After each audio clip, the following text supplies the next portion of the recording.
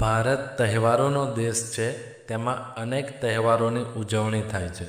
આપણે ધાર્મિક, સામાજિક અને રાષ્ટ્રીય તહેવારો ઉજવીએ છીએ। તેમાં રક્ષાબંધનનો તહેવાર પણ આવે છે। રક્ષાબંધન એટલે ભાઈ બહેનનો તહેવાર છે। તેનું બીજું નામ બળવ પણ છે। રક્ષાબંધન શ્રાવણ મહિનાની પૂનમે આવે છે। તે દિવસે બહેન ભાઈને તિલક કરે છે અને રાખડી બાંધે છે અને મીઠાઈ ખવડાવે છે।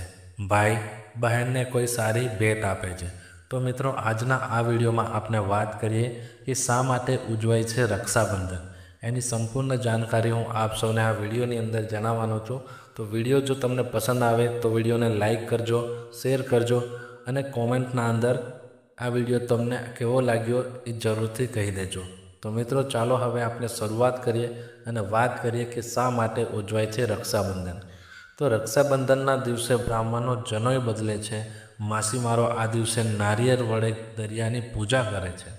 તેથી તેને નારિયેળી પૂનમ પણ કહેવામાં આવે છે। રક્ષાબંધનનો તહેવાર બધા ધર્મના લોકો ઉજવે છે। આજ તો એક વિશેષ દિવસ છે જે ભાઈ બહેનો માટે બનેલો છે। ભાઈના જીવન વિકાસમાં બહેનની સ્નેહપૂર્ણ અને પ્રેરક શુભેચ્છાનું પ્રતીક રક્ષાબંધન પર્વ છે। મનુષ્ય જન્મે ત્યારથી તેને કોઈને કોઈ પ્રકારનો ભય તો રહેતો જ હોય છે અને જ્યાં ભય હોય ત્યાં રક્ષા સ્વયંભૂ પ્રગટ થતી હોય છે। રક્ષાની ભાવના પ્રબળ અને તીવ્ર હોય છે।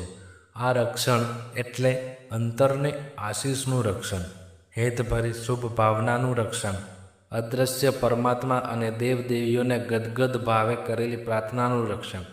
આવું રક્ષણ અભિમન્યુએ કુંતીએ તેને રણમોરચે જતા પહેલાં રાખડી બાંધી હતી। એવું રક્ષણ પ્રિયજનને આપવા માતાઓ, પત્નીઓ, ભગિનીઓએ રાખડી બાંધ્યાના પ્રસંગો પુરાણોમાં અનેક ઉપલબ્ધ છે। હિન્દુ સમાજમાં શ્રાવણી પૂર્ણિમાના દિવસે બધી જ બહેનો પોતાના ભાઈને કાંડે રાખડી બાંધી તેની સર્વ પ્રકારની રક્ષા ઈચ્છે છે।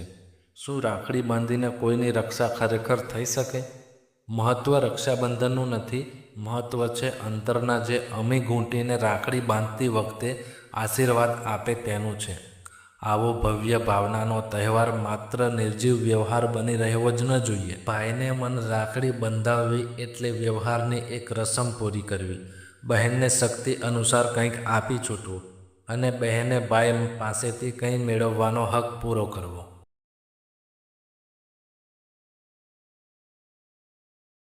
આપેલી અને લીધેલી ચીજો કે પૈસા એ ગૌણ વસ્તુ છે, એનું મહત્ત્વ નથી। ભાઈ બહેન વચ્ચે સ્નેહના અભિવૃદ્ધિ થાય એ વધુ મહત્ત્વનું છે।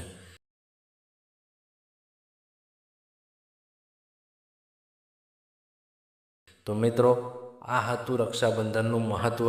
તો મિત્રો, આ વિડીયો તમને કેવો લાગ્યો અમને કોમેન્ટની અંદર જરૂરથી કહી દેજો અને આ વિડીયોને ખૂબ જ શેર કરો, બધા જ સુધી આ વિડીયો પહોંચાડો અને આ વિડીયો જો તમને ગમ્યો હોય તો લાઈક કરજો, શેર કરજો અને અમારી યુટ્યુબ ચેનલને જરૂરથી સબસ્ક્રાઈબ કરી લેજો।